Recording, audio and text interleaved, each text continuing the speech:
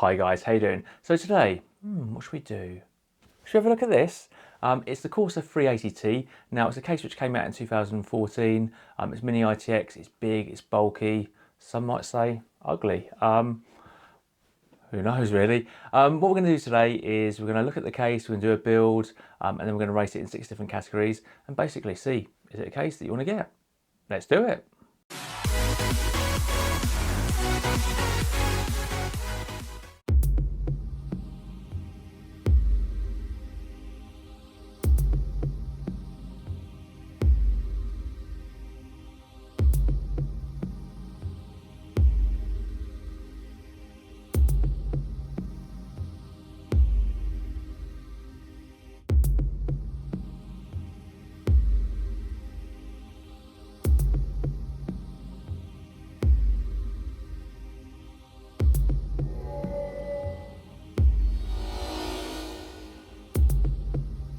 Guys, what we're going to do now is have a look at the case. The side panel here, there's a little latch and it comes off.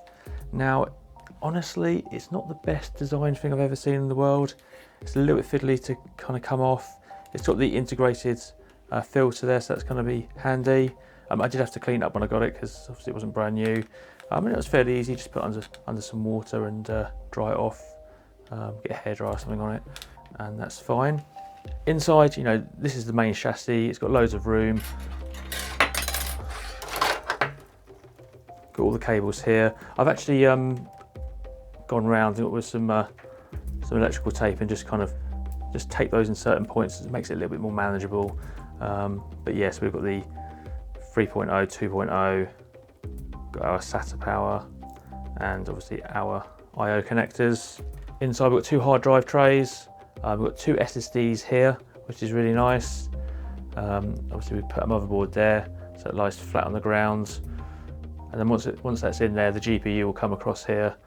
So there's plenty of room for a graphics card there. And that's pretty much the side.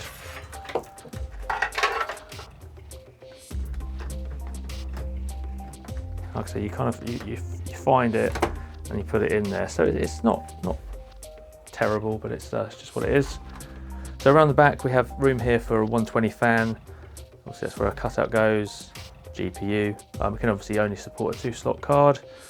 Power supply, you can get full-size ATX. We're actually going to be using SFX today with a bracket, so that's kind of definitely a good thing with ITX if you can get a full-size ATX in there, because obviously it's cheaper, and obviously that's one of the reasons why the size of the case is as it is, you know, because it's supporting a full-size ATX as well as AIOs and the like.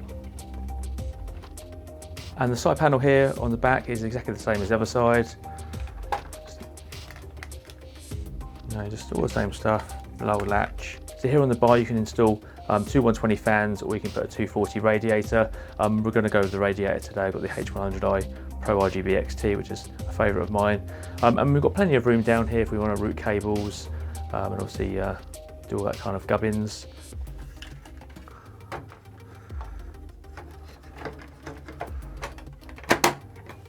And then looking at the front, this panel here, you push it, it comes off, again filtered. You've got a 140 fan in there at the moment. You can fit a 200mm fan if you really want to. I'm not sure how much benefit it's going to do, because you've got the hard drive trays basically blocking off a lot of it. But obviously if you're going air cooling, then you probably want to maybe upgrade, but you know, personal preference aside. And then this just goes on. Slots down there. So on the top here, we've got a couple of audio and microphones. We've got USB Type 3, got a power button, reset, and we've also got a fan control. So there we've got a few settings that we can manually change the fans, which is quite handy really. And obviously we have this great big handle, which is nice, so you can carry it around. Lovely jubbly. Guys, well that's the case. What we're going to do now is we're going to do a build. So let's crack on.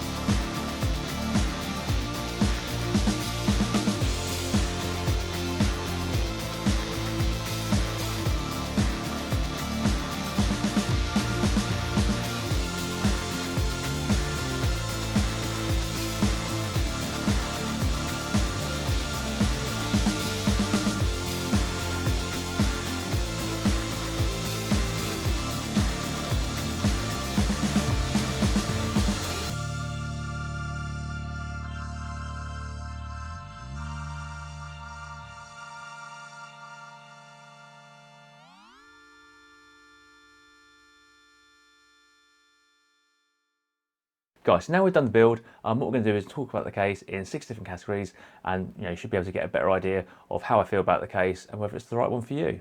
So the first thing we're going to talk about is build quality. Now the case has been out for quite a long time, and standards I think have gone up, and that's a good thing. But I mean, with this case, I find it frustrating. The actual chassis with the handle and all of that, I think it's really well made. It's really rugged. I mean, you don't have a problem. However, the doors, they're pretty, they're effective, but they're just so poorly made. The mounting mechanism is terrible. Sometimes you've got to try 3 or 4 times to get it on properly. It doesn't fit flush with the side panel. Not great. Also, the rear of the case, where the I/O shield goes, on my motherboard it's integrated, so normally you clip it in place, but it just doesn't marry up properly. There's a little bit of a gap, and it looks like as if it's damaged almost. But I don't believe that the actual case is damaged. It's just the way it is. And also where the fan goes, there's a bit of flex in that, and yeah, it's not great. So there's some good things and some not so good things, but I'm going to give it 3 stars. So the design of the case is pretty much of its time. It's very plasticky. It's got perspex. Obviously nowadays we'd expect tempered glass involved. But it's a well-designed case, I think, in the most part. So I really like the handle. I like the integrated fan control. That's really nice. The legs are really sturdy. The doors are terrible, as I've already mentioned. They could have done such a better job there.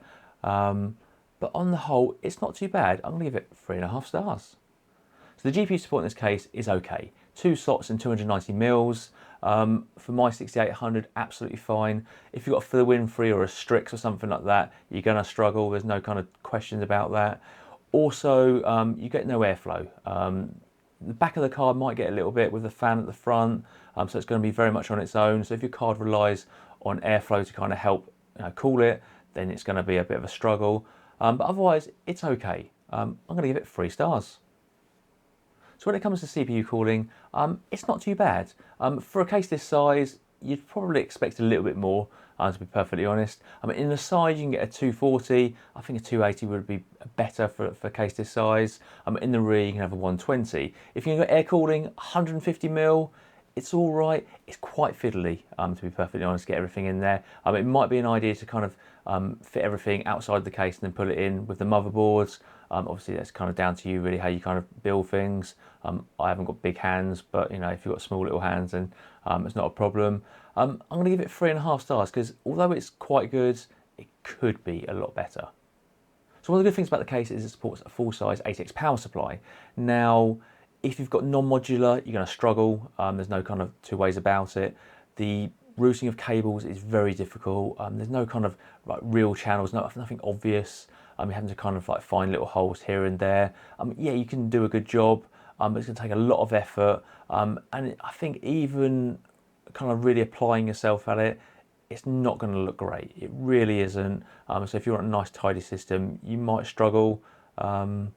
Also, the front panel cables are just way too long. I experienced this with the Corsair 250D as well. And yeah, you make it look okay, but it's not brilliant. I'm going to give it 2.5 stars. So the last category we look at is value. Now, I pay £75 for it, and I think that's all right. You get a couple of fans, you get a case that supports a couple of hard drives, a couple of SSDs. It's got a nice carry handle.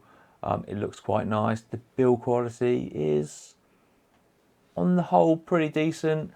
But it's not a case I think is fantastic. Far from it. It's very much of its time. If you can get hold of it now, then I think £75. Yeah, it's a good price to pay. Obviously, it goes for more or less depending on where you are and what time of the year and availability and all of that. So I'm going to give it 3.5 stars. Guys, so at the end of the video now, the case in summary is okay. That's all I can say about it really. There are some good things. The carry handle, the integrated fan controller is really good. GPU support is okay. CPU support, not too bad. It's got plenty of room inside, but cable management really does suffer. Yeah, I'm glad I did a build in it, but it's not one which I'm going to recommend, to be perfectly honest. It's very much 2014. And there are so many better options out there nowadays. So just kind of have a look around, you know, but if you want to build in it, go for it. You know, I'm not going to say it's a bad case. It's just not my cup of tea. Guys, if you enjoyed the video, like and subscribe, and I'll see you in the next one.